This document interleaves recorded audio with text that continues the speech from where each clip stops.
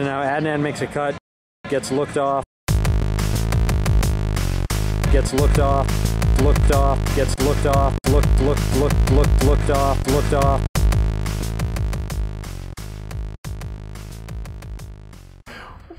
What do you call four white people? A podcast. A podcast. You should start with that. We just did. Week 6, 7? Episode 7 of the Lookoff. Episode 7 of the Lookoff. Big week for Winter League. The clock strikes midnight on Iris's team. It happened 4 weeks ago, but now they're mathematically eliminated. Libby's team proves that they're better without her. And a Category 5 hurricane hits and shuts down Waffle's house. I'm Brad Kotecki here with Joe Mama. Yeah, what's up? Joe's excited. Libby Lehman. Glad to be back. And special guest, Tokar Peter Tokar.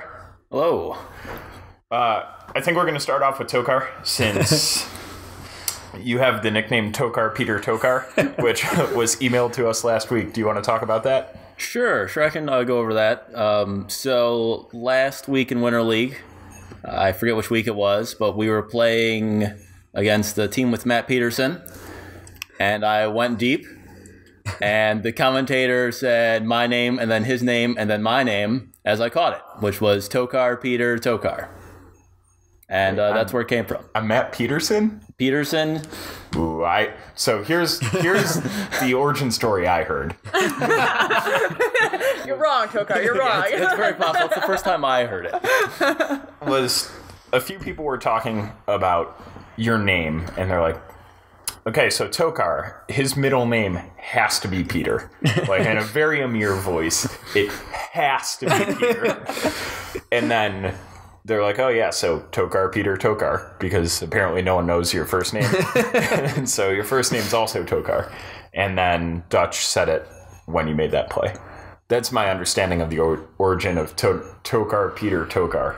But again, I could be wrong. That's very possible. I had not heard it before then, so could have came up whenever.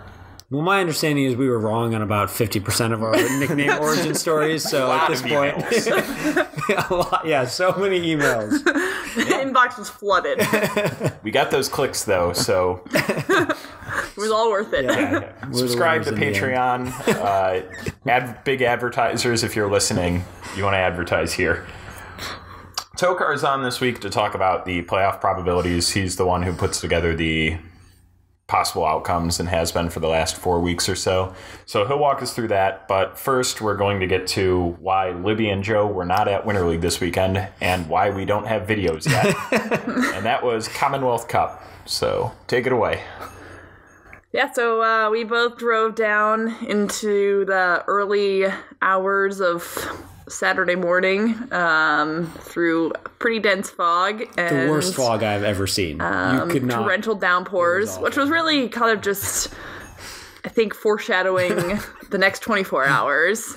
So Commonwealth Cup, we were down in Martinsville, Virginia. There were 36 women's college teams across both divisions. I was there coaching Oberlin, and Joe was with Case. It was top 2 worst weather tournaments I've ever experienced. All right, we're big fans of lists. What was the other one? Chicago Invite 2011. It was basically the same, but snow instead of rain. Yeah, it was. If you haven't, you can go on Twitter and you can see some pictures. But the fields, the grass, they had 4 total turf fields. The rest were all grass. The grass fields were just giant puddles of mud, like ankle deep mud. It was raining and 40 degrees all day Saturday. There was a donation of emergency blankets midway through the day on Saturday. So that was... Sharon and I slept in a room Friday night that did not have a functioning heater. So the nice man who runs the hotel gave us a portable space heater instead. Just like put it on a table and was like, here you go. This is what you get instead of a heater. So And capping off the weather of the weekend was gale force winds on the drive home. We actually stopped, which the fault lies in some poor decisions of our car. We stopped at a Chinese restaurant in Beckley, West Virginia. There was no power, and we proceeded to eat the worst Chinese food I've ever had by the light of our cell phones. About an hour and a half later, probably about an hour and a half later, we finally got back on the road.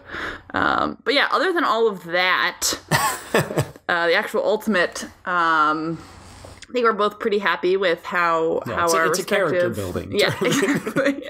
The results are, not as important. It's you build toughness, you build togetherness as a team. So that sounds awful and all, but the real victims here are the 12 people who want to watch the Winter League videos. I mean, let's be honest. My team lost, so it's not like we're that far behind schedule for a normal Yeah, this week. is really pretty par for the course.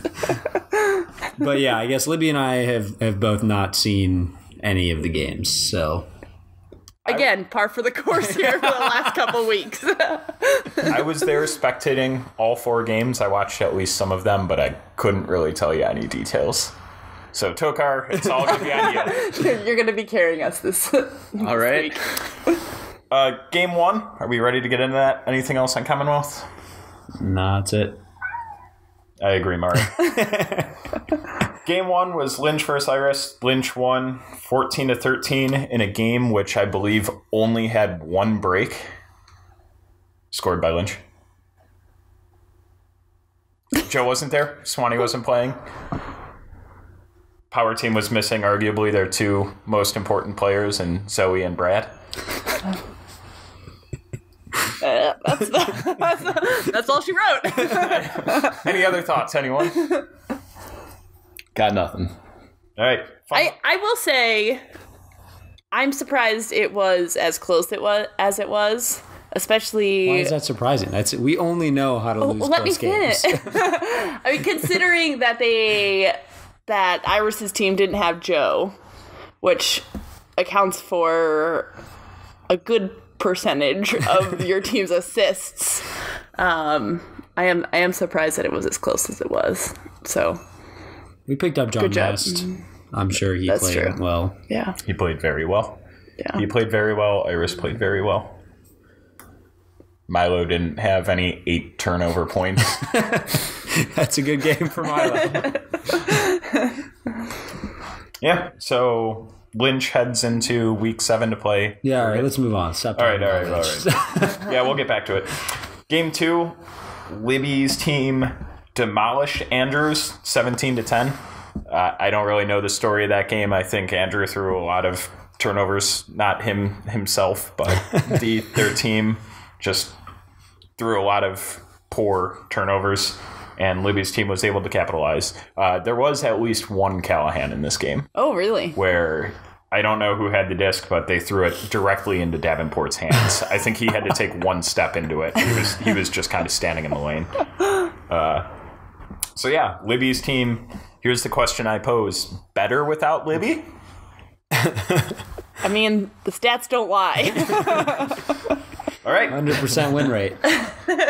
So we'll talk about it later, but Libby is still in the running for the playoffs. Andrew is going Outta here. He's gone. Are they 7th, 8th game, or do they have a chance? They can get into the 5th, 6th. They can get into the 5th. We 6th. are the only team that is guaranteed for the 7th, 8th game at this point. You hear that, Andrew? You're playing for the glory of playing for 5th place. I will say, I think with the schedule this year, I don't think that the 7-8 game will be the It's the not night as shift. shitty. It's not going to be the last game this year. But you will miss part of the finals playing in the 7-8 game. So that's like true. arguably just as bad. Also, yeah, you'll be playing on the bad field while the finals are going on. So, Not great. Not great. At least it's not like a shame game where everyone is watching. It's a and shame doesn't game care. in that no one is watching. there won't be any sports ball being played in the corner anymore. Taking over the field. That's a shame. Again, we're all the real losers here. We all wanted to see that. Anyway, game 3, unless anyone has anything specifically they want to say about that game. No. Game 3, Jackie, Felipe. Real close game. Well, Tokar, want to walk us through this one? Yeah. Felipe came in with the bold strategy of not going down 0-4. We had tried that for our past 4 games and it really hadn't worked out for us. So we didn't do that and we won. I think that's really what it comes down to. There were some sloppy turnovers from Jackie's team that we were able to take advantage of. Of course, we didn't win by a lot, so we must have had some too. That doesn't sound like Jackie's. Yeah, it's very uncharacteristic. Yeah. Close game. I don't know how it ended. Was the last few points close? Did the clock just run out? Was it a... Oh man, that was a while ago. Well, check the video. Yeah, to be determined. Couple weeks from now, the video will be up. Y'all can check it out. Felipe and Jackie both fighting for playoff spots. Neither of those teams eliminated. Again, we'll get into that. Stay tuned till after the break. Tina versus Gurgit in the game of the week. Possibly surprising to all, this game started off with some crazy drama. Tina ended up winning 14-11. I don't know if I already said that. But Stitch decided either before the game or maybe a point into the game that he wasn't going to be able to play. And therefore, Waffle's house asked that Young G couldn't play for Tina. Young G going to pick up for Timmy, as he has been for the last 4 weeks. Now, I, as an uninformed just person in the league, thought that Young G had been cleared as the all-time or the full-time replacement for Timmy once Timmy dropped out of the league with an injury. Apparently not the case. Not the case. Nope. I guess that was never at least cleared through the captain's thread. I'll tell you that much. Okay, so That's crazy. yeah, Young G's got a pretty long way to drive to get up to Winter League. That kind of sucks to get up there and then like maybe play a point or not even, and then be like, oh. Well, no. he didn't play. I then? don't think he played a point. Wow. That's tough. But, and here's the question I posed to you all: Tina's team better without him? I think they just needed him to right the ship. Now, Yeah, he taught them their ways. yeah. Maybe that just lit the fire that Tina's team needed. You know, they felt they had to avenge the 45-minute drive. So I watched the early parts of this game, and it looked like Waffle's house had a number of drops in the first few points and a number of throwaways, a turf or two, a couple throws with the wrong edge on them, and then just a few kind of, if memory serves, which probably doesn't, but a couple wide open drops, just bad doinks. And Tina's team was able to go up, and it looks like never lost. I ended up walking away. So we don't know. But Gurgit handed his first loss. He's definitely in the playoffs. Tina is, after an 0-3 start, fighting for the playoffs. Second year in a row, right? Yep. So let's get to the exciting part of this. What can possibly happen this week? The first game is Gurgit versus Lynch. This game has no bearing on who makes the playoffs. The winner will be first. The loser will be second. The winner getting to play fourth, obviously, but they also get to choose the time slot in which they play, which, yeah, this year will still be similar because the games won't be moved. The 5th, 6th game happens after the semifinals, and then the championship happens. So the team in first, assuming they win their semifinal match, gets to decide whether they want a 1-hour break or a 2-hour break. But Gurgit, Lynch, Libby, who do you think wins? Who do you got? Well, assuming that if Stitch is going to be out again, I think Gurgit's team has proved that they really struggle without him. So I'm going to put my money on Lynch. Tokar? I'd have to agree. Lynch has been pretty good this season and pretty powerful. I tried not to use that word. Good call. Joe? I'm going to go with Gurgat. Yeah. I mean, honestly, I think Lynch is going to win. But I'm going to pick Gurgat because I believe in them a little bit. Very convincing, Joe. Very convincing. Yeah, they're going to get, their 4 women back that were missing last. Although I guess that's not actually true because Maddie. Did Maddie play last week? Maddie played. Yeah, because she ended up not played, coming. I think. Yeah, wow. Okay, so I totally forgot that they were still there last week. Yeah. But, I feel like maybe there's a little bit of an element of Gurgat's team wanting to prove something and Lynch's team, getting tired of being on top. Maybe. That's what I'm hoping because I want them to lose. And I don't think they're going to lose in the playoffs. So this is my chance to see Lynch lose a game. All right, well, I'm going with Power Team. Game 2. Big game for playoff implications. We have Libby versus Jackie.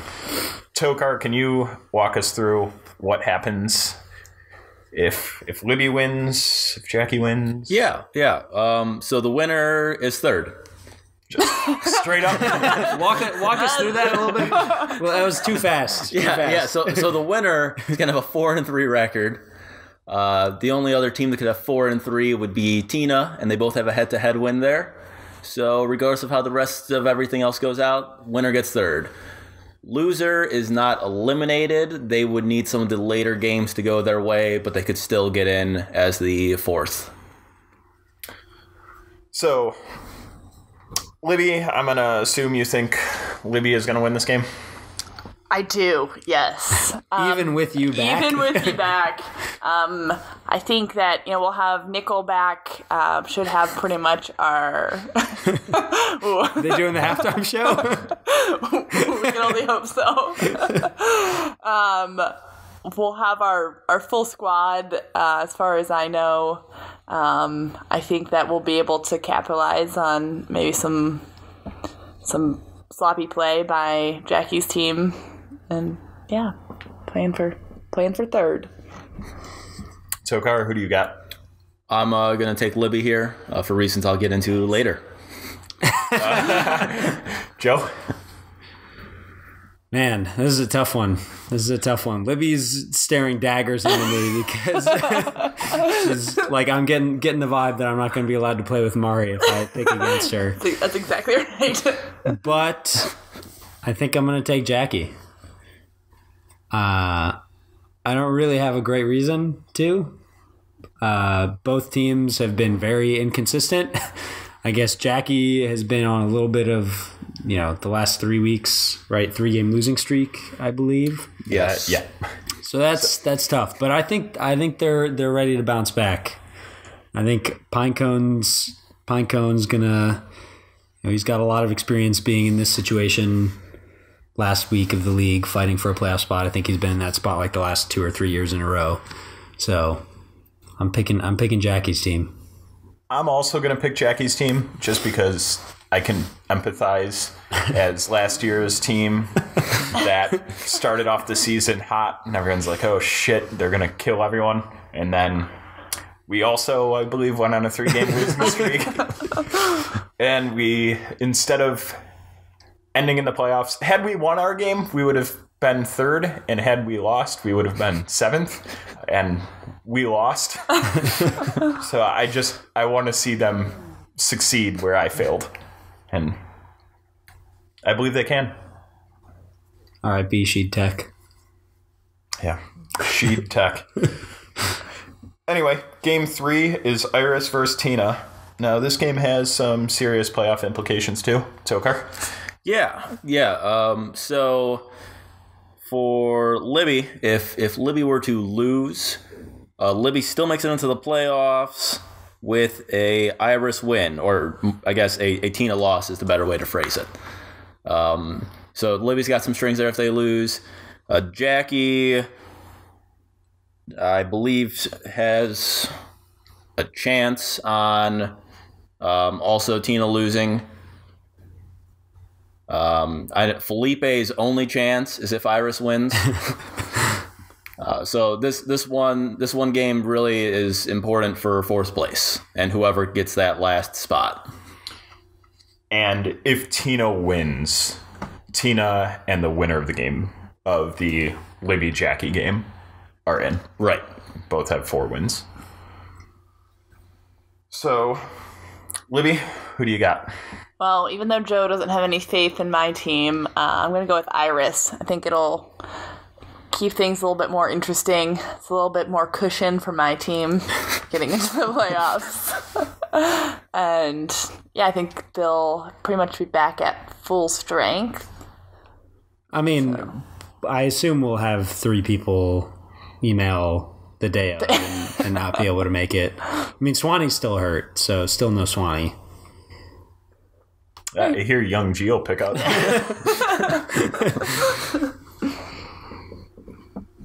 Joe, who do you have? Well, I mean, every week thus far I've picked my team, and it has not worked out very well for me. And It's worked out great for me. yeah, I think I probably have the worst picking record of all 3 of us. I bet if we went back through and checked, which is We'll do that for next week. yeah. But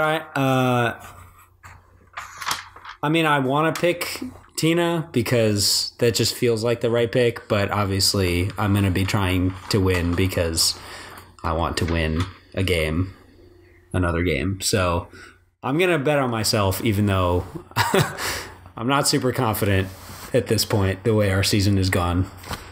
I assume, like, at this point, we're going to lose by 1. Like, we'll have the disc, the buzzer will go off, the disc will slip out of my hands on a fake, they'll pick it up and huck it to Sparky and win the game. That's how I imagine this game ending in my mind. Yep. If you can see it, you can make it happen. Visualization is 50% effective. Yeah. Don't let your dreams be dreams. You throw that game, Joe. You can do it. I believe in you. Tokar, who do you got?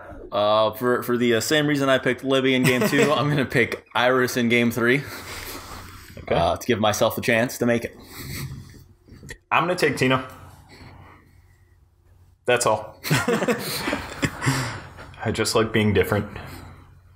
They're on a hot streak. Yes, they are. Uncle Mo's on their team. Momentum.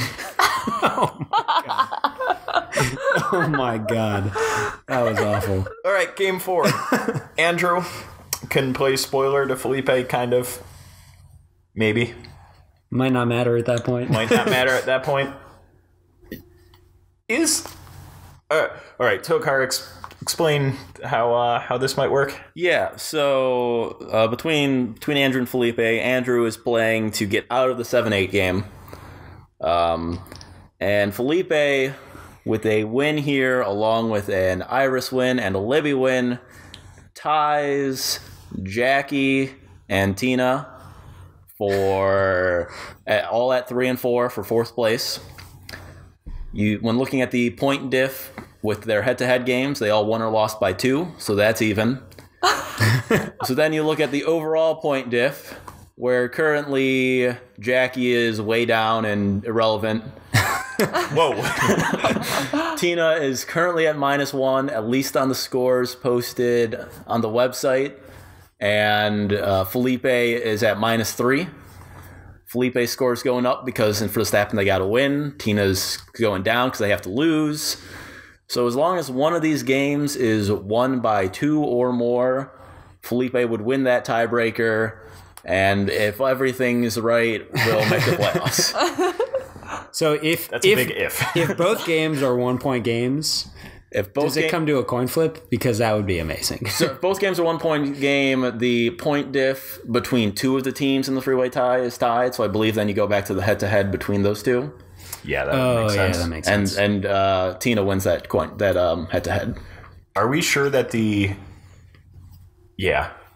second or the total point diff would be the tiebreaker? It should be the next tiebreaker. We'll ask Lynch. We'll ask the commish to make sure. And since the rules are arbitrary and can be changed at any time, it'll probably depend on his matchup. Yeah, It's like Schrodinger's cat. Like the rules are simultaneously. There's 5 different tiebreakers until the moment where Lynch says this is the one. So you never really know. This is just another case of rules and laws being over-codified. The over-codification of rules/laws. There's no room for human agency and technicality. Well said, Brad. Well said. You know who said that? A scholar. All right, who do we have for this game? Who do we think is going to win?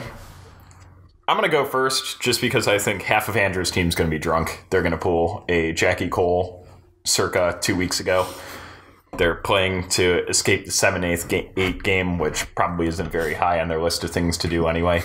So, and it's the late game, so a lot of time. Lot of buckets.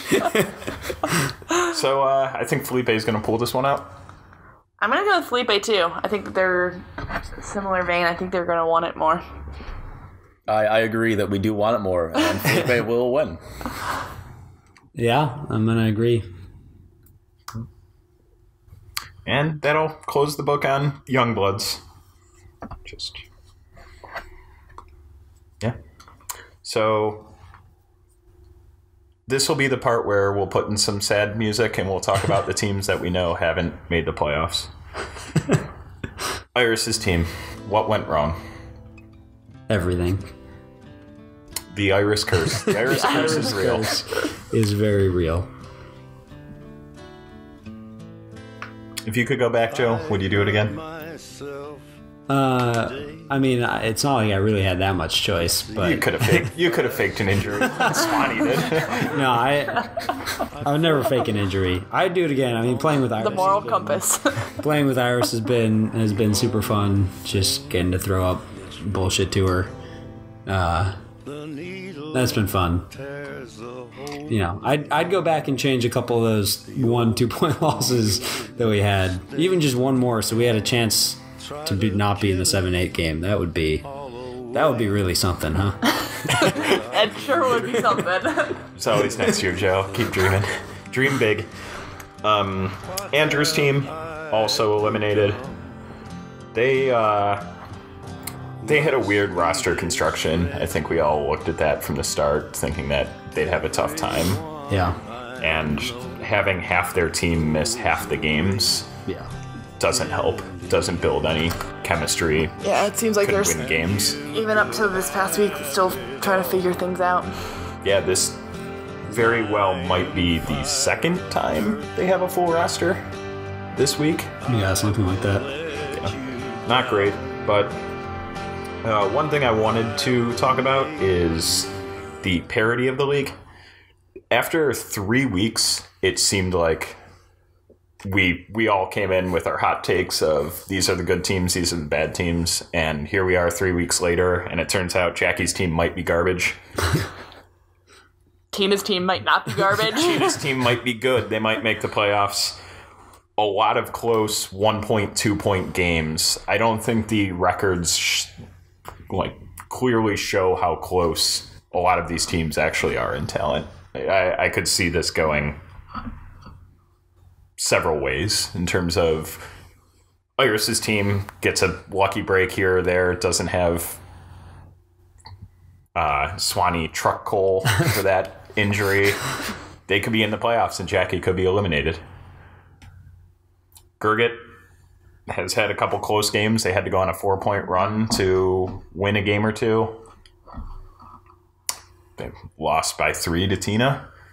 Felipe's lost a bunch of close games because no one knows the rules. Yeah, I feel like not only has there been a lot of close games, but then very unexpected not close games thrown in there, which is interesting. Yeah, who did you... Well, Libby beat Andrew by 7. But lost to Iris by about that much. Iris's one win was the biggest blowout of the season. All right, anything else on that? It's a wild ride. Yeah. So does anyone want to make playoff predictions? Who they think's going to make it? I know we kind of went through... I guess we already said who was going to win. So We can do more predictions next week, I'm sure, but Yeah, next week we'll have a very special guest on to pick the semifinals and the finals. yes. Very special guest. So tune in for that. We're bringing back You Bred My Mind. We haven't done it in a few weeks, but exciting addition here. The way this one's going to work, Tokar, since you're our guest, you're going to get to ask me questions. Okay. Just all right, just questions. That's a great question. That's it. You bred my mind.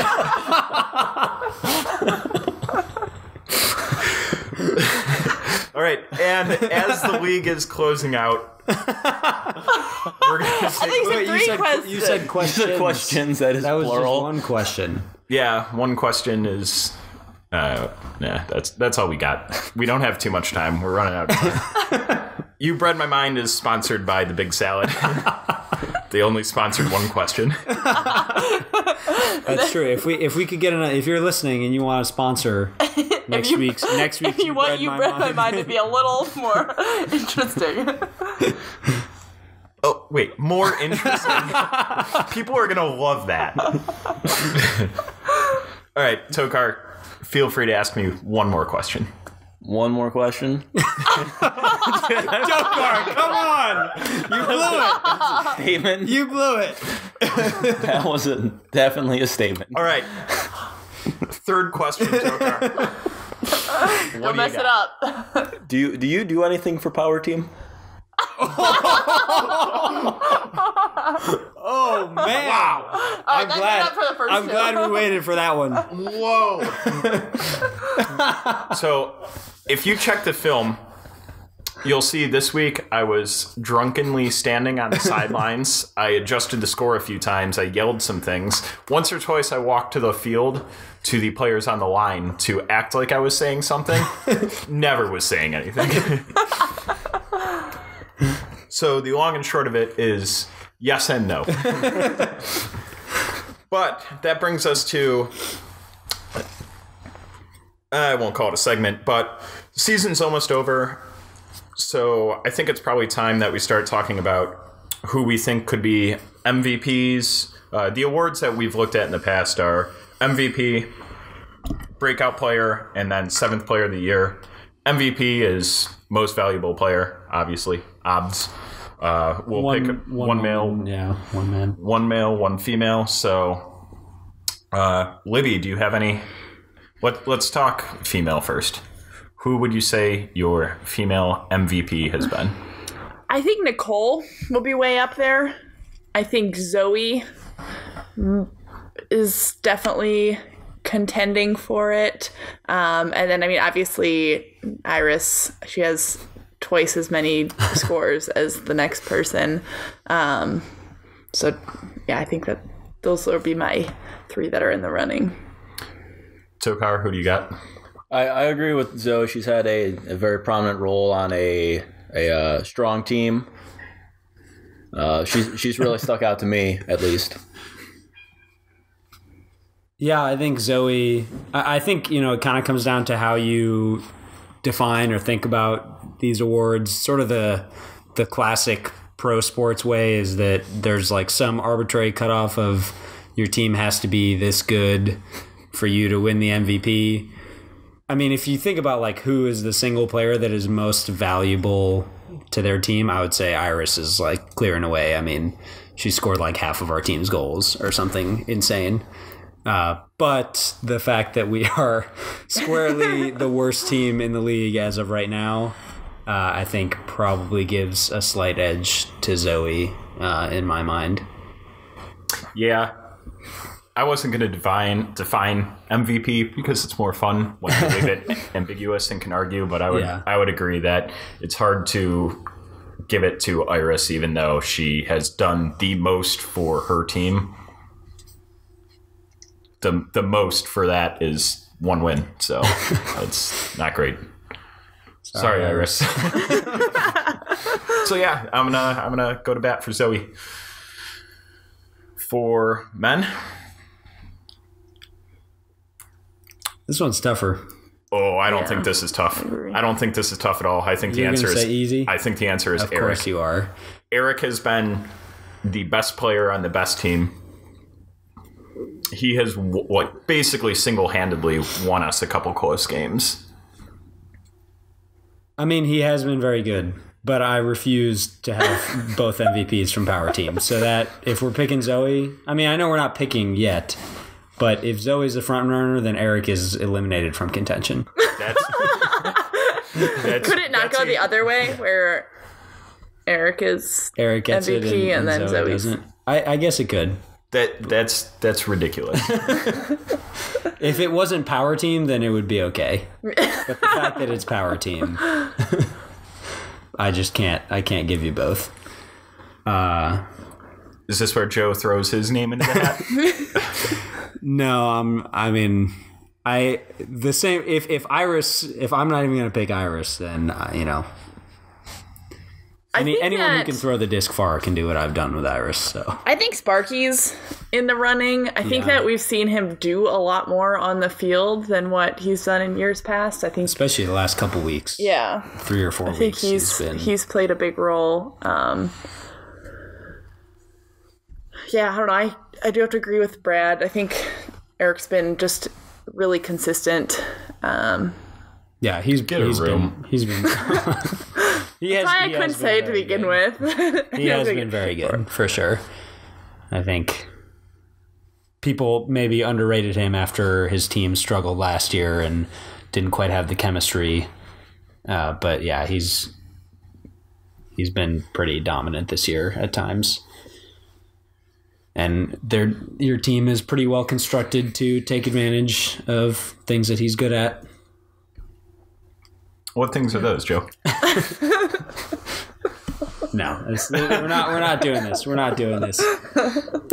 Throwing things far, he can throw a baseball farther than anyone else in the league. He can throw anything farther than any object. Whoa. He can't throw a Nerf football with shoes on his hands. Further than I can. Gergat, I think, has had a pretty good season too. I don't know if it's quite MVP level, just because his team is very deep. He hasn't necessarily had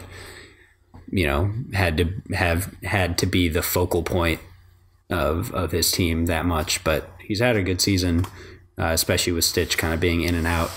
I think Felipe's quietly had a pretty good season, very good season. I don't know that he's on the same level as Eric, production-wise or whatnot, but I don't think we've mentioned that he's been having a very good season for them. Yeah, that's true. Griffin's been having a really good season too, but not quite that level. The past 2 weeks, I just think Eric has single-handedly won us those close games, and that makes a big difference. Tokar? Shout out to pick up Young G. Young G has played Young very G, well. yes. Big influences in a lot of games for a lot of different teams. But outside of that, I think you guys covered people who come to mind. Second award, we want to talk about breakout player.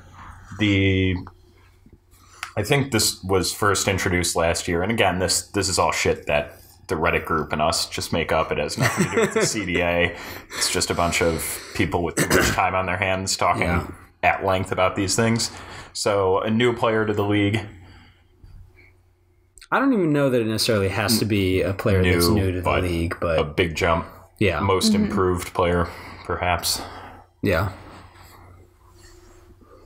I think Swag on Andrew's team has had a pretty big season. She's had a few top 10 plays, coming up with huge catches on the crazy hammers that her team likes to throw. Yeah. And being a rookie that had never played before, being able to come in and have that kind of impact. She has played very well. We talked about, beforehand, talked about Crump a little bit. Not necessarily, a newer, younger player, but new to the league. And I think there's a little bit of mixed reviews during the draft of how that pick would pan out, and he's been very, very good for Jackie and Cole. Yeah, I think that could be good as well. I mean, Young G can throw his name in. He could win all the awards at this point. Cassette tape. David Cassente. And if we want to just keep all the awards inside Power Team. That's exactly what I want to do. Cassette tape. Yeah, I feel like those are some of the bigger names that stand out to me. I'm going to throw Steve his name in the ring as well from my team. He's a Kent player, has never really played real competitive league or club teams or anything, but he's been very solid. Yeah. Tokar, anyone to add? Not really, no. All right, then for the next one, we're going to you first, so you can talk. Good. Seventh player of the year, the idea being someone taken outside the Top 6. quote-unquote universe line that has made a big difference for their team. And I think in the past also we haven't necessarily, we've just picked one person, so not necessarily a male and a female, but just like the seventh person. But we can... Yeah, it doesn't Again, necessarily it's have to be arbitrary and can round. be changed at any time. Yeah, none of this shit matters. Yeah, seventh round or later, I guess, is how I look at it. From looking at the list here, Ethan stands out for Andrew's team. Despite missing so many weeks because he's from Case, the weeks he's there, he's been very helpful to them, being able to get a lot of whatever Andrew throws up. I very quickly want to go back to breakout player because I just saw another name on the list. James Tarney managed to grow like 6 inches and become left-handed. That was pretty astounding. I think I'm going to shout out a slew of older players. I think Gush, JT, Lavelle, they've all been either in the league for a while or kind of made triumphant returns. And I think that they've all definitely been holding their own and playing really well and making big contributions to their teams. Yeah, definitely. I think Zach Johnston's got to be on the list for 7th player of the year. He, I think has been dealing with an injury for a while. Even last year in Winter League was kind of dealing with an injury. So, no one, I don't think anyone was really sure how well he was going to be able to play. And he's made some big plays and been a big part of Gergat's team. I know Brad's going to say it, so I'm going to beat him to the punch. Brad, woo, for Power Team could be in that conversation as well. I think, I think players 7 through 13 on Power Team are in the conversation. If we're having the conversation, okay, we might as well converse. All right. In all seriousness, though, Matt Peterson, I think the first few weeks he played kind of quietly, but over their last 3 weeks, their wins, he's been playing pretty well. So Annika is another player who has been huge for Gergat's team, literally.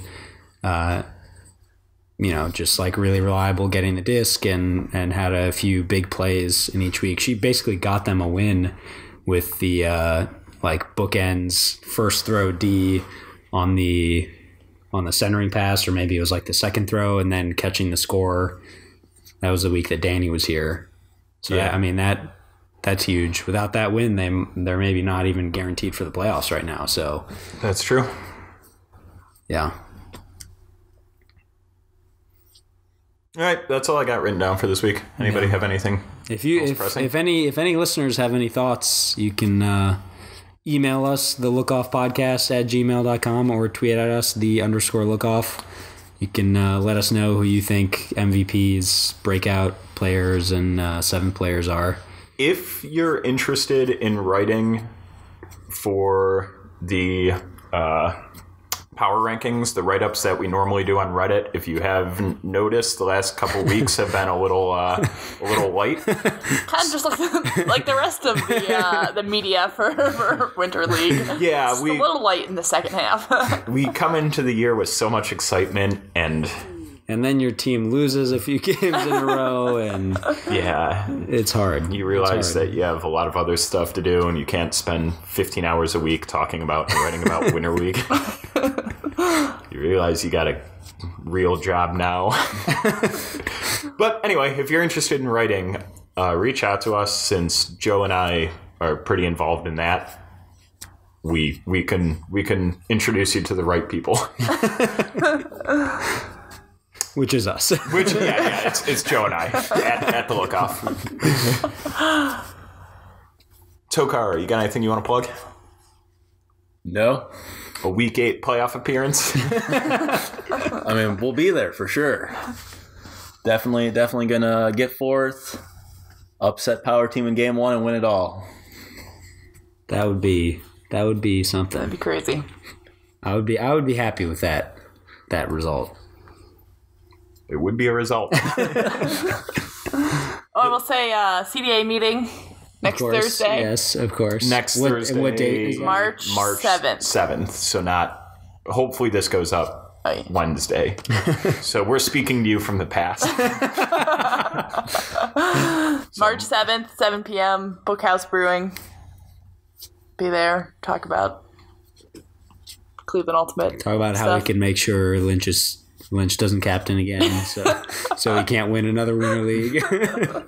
That's going to be my main talking point. That's good. Yeah. I can get on board with that.